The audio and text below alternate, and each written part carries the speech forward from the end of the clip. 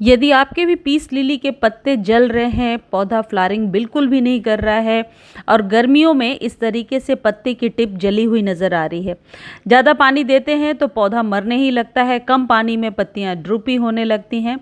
किस तरीके से पीस लिली का ख्याल रखा जाए मई जून की तपती गर्मी में, और किस तरीके से ज़्यादा फूल ले पाएँ, इस पौधे को मरने से बचा सकें, ये आज के वीडियो में मैं आपको बताने वाली हूँ।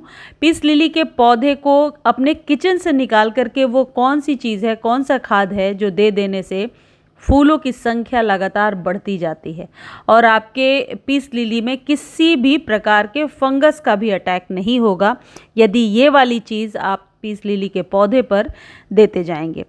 बहुत ही पॉपुलर हाउस प्लांट है पीस लिली का पौधा, जो सेमी शेड एरिया में बहुत आसानी से ग्रो हो जाता है। गर्मियों में एक ही प्रॉब्लम आती है कि इसकी पत्तियां जलने लगती हैं और फ्लावरिंग नहीं होती है। ऐसे में इस पौधे के लोकेशन का आपको बहुत ध्यान रखना होगा।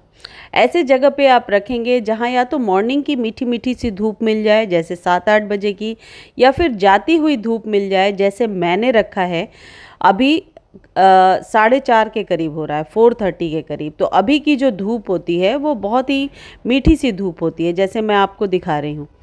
अब सनसेट होने ही वाला है लेकिन धूप मेरे पीस लिली पर पड़ रही है। यदि आप दोपहर के 10 बजे से लेकर के 4 बजे वाले धूप में रखेंगे तो इस तरीके से, जैसे मेरे पान का पौधा भी जल गया है, ये धूप में छूट गया था 1 से 2 दिन, और पीस लिली के पत्ते भी जलने लगे हैं। तो ये वो पौधे हैं जिन्हें कभी भी दोपहर के धूप में नहीं रखना है। चलिए अब बात करते हैं कि इस पौधे को पानी कितना देना है। देखिए, पानी तो डेली चाहिए गर्मियों में मॉर्निंग में, लेकिन मिट्टी आप इस तरीके की बनाइए जो कभी भी पानी को होल्ड करके ना रखे, यानी रोक के ना रखे, और जब आप पानी देते हैं तो वो बहुत जल्दी ड्रेनेज से निकल जाए। इसके लिए बहुत ज़रूरी है कि जब आप इसके लिए खाद बना रहे हैं तो 30% कंपोस्ट में, बाकी के रेशियो में आप गार्डन सॉइल और चाहे तो कोकोपीट मिला सकते हैं या सैंड मिला सकते हैं। यदि कोकोपीट मिलाते हैं तो आपको पानी का विशेष ध्यान रखना होगा, क्योंकि कोकोपीट अपने अंदर पानी को होल्ड करके रखता है, जिससे कि हमें ऊपर से मिट्टी सूखी ही नज़र आती है और हम और पानी देते जाते हैं और पौधा अंदर ही अंदर सड़ जाता है। तो यदि आप कोकोपीट अपने पौधे की मिट्टी में डाल रहे हैं तो विशेष ध्यान रखिएगा पानी का। अब बात करते हैं कि खाद कौन सी देनी है। देखिए, फूल नहीं, ये वाली एक समस्या तो हमेशा रहती है कि पीस लिली में फ्लावरिंग नहीं हो रही है, लेकिन ये इसके फ्लावरिंग का टाइम है और यदि आप सही समय पर खाद देते हैं, महीने 2 महीने पर एक बार, तो फ्लावरिंग ज़रूर होगी। अब यहाँ एक चीज़ समझने वाली है कि सॉलिड खाद जो है, जैसे नीम खली, सरसों की खली, इस तरीके के खाद को अवॉइड करना चाहिए पीस लिली में देने के लिए, क्योंकि इससे मिट्टी कई बार जो है फंगस का शिकार हो जाती है। बेहतर है आप लिक्विड खाद दीजिए। तो जैसे लास्ट वीडियो में आपको बताया था कि ह्यूमिक एसिड इसके लिए एक बहुत ही बढ़िया खाद होता है। ह्यूमिक एसिड को तो देना ही है, जो आगे वीडियो में बता रही हूँ, लेकिन एक चीज़ है जो लगातार आप दे सकते हैं, एवरीडे दे सकते हैं और उसका कोई नुकसान नहीं है, और वो है चावल का पानी। चावल के पानी को 2 तरीके से पीस लिली में इस्तेमाल किया जा सकता है। या तो आप फ्रेश जब राइस बनाने जा रहे हैं उसी वक्त उसके पानी को धो करके अलग कीजिए और पीस लिली में ज़रूरत के अनुसार पानी डाल दीजिए, या फिर आप ये कर सकते हैं उस पानी को स्टोर करके अलग रखिए और जब भी आप यूज़ कर रहे हैं 50% नॉर्मल वाटर और 50% राइस वाटर को मिलाकर यूज़ कीजिए।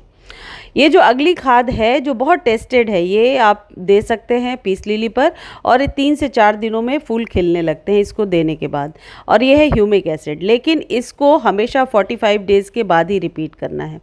एक गमले के लिए 1 चम्मच, यदि गमला 8 से 10 इंच का है, 1 चम्मच 1 गिलास पानी में घोलना है, तुरंत इंस्टेंट कॉफ़ी की तरह तैयार हो जाता है, और इसे गमले में डाल दीजिए। देखिए, पीस लिली में वैसे तो हार्डी प्लांट है, फूल लेना आसान होता है, लेकिन इसकी मिट्टी में यदि नमी बनी रहती है तो पौधा बहुत ही, आप कह सकते हैं कि स्वस्थ रहता है। तो नमी को बना कर रखने के लिए 45 डेज़ पर ह्यूमिक एसिड दीजिए, और बीच बीच में जैसे बताया मैंने वीक में 2-3 बार वो चावल का पानी देते रहिए, जिससे कि मिट्टी में नेचुरल माइक्रोब्स पैदा होंगे और चावल के पानी में और भी बहुत सारे न्यूट्रिएंट्स होते हैं जो पौधों के लिए बहुत असरदार हैं, खासकर पीस लिली के लिए। बस गर्मी में ये ध्यान रखेंगे कि लोकेशन सही होनी चाहिए, धूप में नहीं रखना है। धूप में रखने से ये पौधा 1 से 2 दिनों में ही जलने लगता है। पीस लिली में यदि पानी की कमी करेंगे तो पत्तियां फैल कर गिरने लगेंगी, यानी ड्रूपी हो जाएंगी। एक चीज़ और है, पीस लिली को बार बार रीपॉटिंग नहीं पसंद है, या पीस लिली को बहुत किसी भी तरीके के प्रूनिंग की ज़रूरत नहीं है।